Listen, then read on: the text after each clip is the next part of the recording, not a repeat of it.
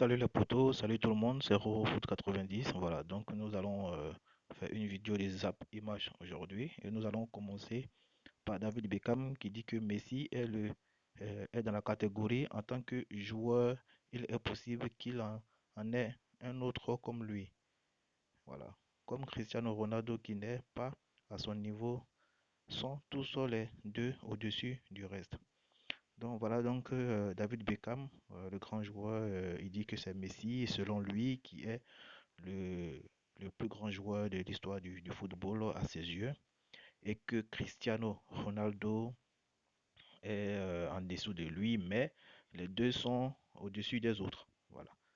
Nous allons ensuite nous allons parler d'Andrea Iniesta, qui dit que chaque fois que qu'il voit une photo ou un match ou un stade qui est plein, voilà, je pense désespérément de rejouer à nouveau au football, selon le Guardian. Voilà, donc Iniesta, quand il voit des photos ou un stade plein à craquer, ça lui donne envie encore de jouer au football.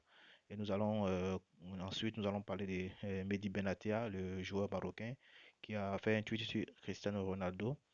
Et il a dit que Cristiano Ronaldo, il est le numéro un absolu. En tant que footballeur et en tant que personne, il est très très intelligent, même en dehors du terrain. C'est un cerveau. Son cerveau est toujours plus rapide que quiconque. Voilà, donc j'ai fait une vidéo dernièrement, ma dernière vidéo, allez-y la voir. Je disais que selon moi, Cristiano Ronaldo, c'est le meilleur joueur de tous les temps. Chacun a son avis. Mais moi, je pense que Cristiano Ronaldo, pour moi, c'est le meilleur joueur de tous les temps. Ensuite, nous allons parler de Cristiano Ronaldo. Il y a 3 ans, jour pour jour, Cristiano Ronaldo devenait le premier joueur de l'histoire à atteindre le cap des 100 buts en Ligue des Champions. Voilà, donc vous connaissez tous Cristiano Ronaldo, c'est un bosseur, c'est un joueur qui est très efficace devant les buts. Il a été, aujourd'hui, c'est 3 ans jour pour jour, c'est le meilleur joueur qui a marqué, qui a dépassé la barre des 100 buts, voilà, en Ligue des Champions. Et ensuite, euh, nous allons parler des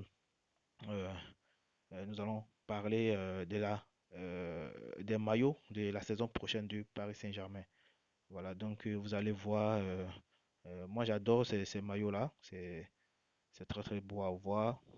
Et si vous avez les moyens d'acheter ce maillot, allez-y, achetez ce maillot-là, c'est très très beau à voir.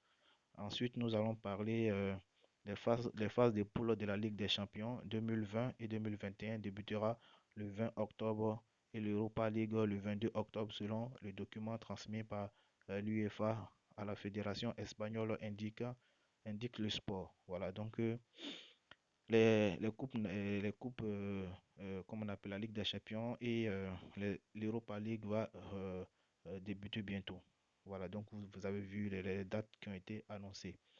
Ensuite, nous allons parler de Kingsley Coman va écoper d'une amende de 50 000 euros pour être arrivé à l'entraînement avec une McLaren 57.0 S Speed et non pas en Audi, actionnaire et sponsor du club. Vous savez, quand vous êtes partenaire avec, vous êtes partenaire avec une marque, il est interdit d'aller aux entraînements avec une autre marque de voiture. Voilà, donc la marque qui sponsorise le Bayern, c'est Audi. Et lui, il est allé à l'entraînement avec une autre voiture. Donc, il va payer très cher, une amende. Et le Français s'est excusé en justifiant que le rétroviseur de sa voiture ne fonctionnait, était endommagé. C'est pour cela qu'il a pris l'autre voiture. Ensuite, nous allons parler des footballeurs les plus rapides du monde. Et c'est Kylian Mbappé qui est le premier avec 36 km par heure. Le deuxième, c'est William, 37 km.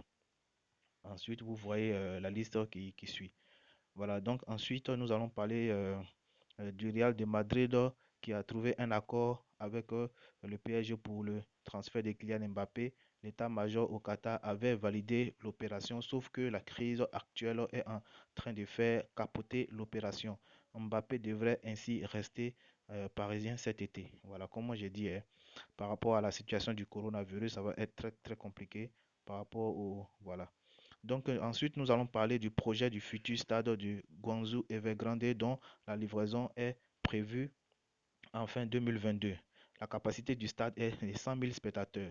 Et ça va coûter 1,5 milliard d'euros. Regardez, c'est très très magnifique. On dirait fleur. Voilà, ça ressemble à une rose.